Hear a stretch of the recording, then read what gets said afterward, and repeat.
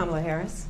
Let's have a good debate. Démocrates ka jamana kuntigi dankan ni républicain jamana kuntigi koro ye bolo di ɲɔgɔn ma k'u to podium kan National Constitutional Center la Philadelphie nga kabini a daminɛ na ni ɲɔgɔn kuma ɲɔgɔn ninnu tun kalayara cɛbɔ fila ninnu cɛ minnu ye ɲɔgɔn jalaki ko u ye nkalon tigɛ sange 90 bɛɛ kɔnɔ.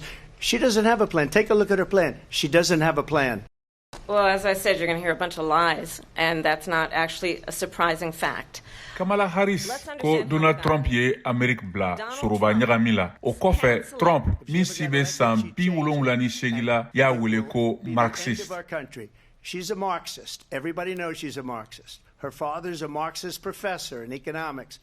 Wa a y'a jira fana ko ale ni jamanakuntigi Joe Biden y'a to mɔgɔ miliyɔn caman ka na an ka jamana kɔnɔ ka bɔ kaso bon ni hakilibagatɔ minɛni yɔrɔw kɔnɔ ani hakilitanw ka lafiɲɛbɔyɔrɔ la. Trump ka jalaki ɲɛkɔrɔ Harris san 59 y'a jaabi ni nisɔndiya ani k'a kunkolo firifiri ka sɔrɔ ka segin k'a lagosi k'a yira ko ale ye kojugubakɛla jalakilen ye k'a wele ko dantigɛli la. U ka ɲɔgɔn kuma falen-falen bɛɛ la bonya tun ɲɛsilen bɛ kɔnɔtiɲɛ ma ni Trump y'a jira ko k'a sɔrɔ a bɛ ka kɔnɔtiɲɛ hakɛw ban foroba jamana n'o ye federal gouvernement fɛ a b'a fɛ mara kelen o kelen bɛɛ k'a yɛrɛ ka politiki labɛn. Harris y'a jira k'ale bɛ ka nkalonkulu dɔ fɔ wa k'a fɔ ko Trump ka politiko o ye Amerik muso mafiɲɛyali ye. Diɲɛ dungɛn kan Kamala Harris y'a ka républicain ɲɔgɔndankɛla Donald Trump jalaki ko ale ye diɲɛ ɲɛmɔgɔw ka ɲɛnajɛfɛn ye wa ko a bɛ se ka yɛlɛma bolo kɛ fangafinbagaw fɛ u ka jabɔ ɲɔgɔn kuma ɲɔgɔn fɔlɔ senfɛ Amerik jamanatigi si ka kalata kama.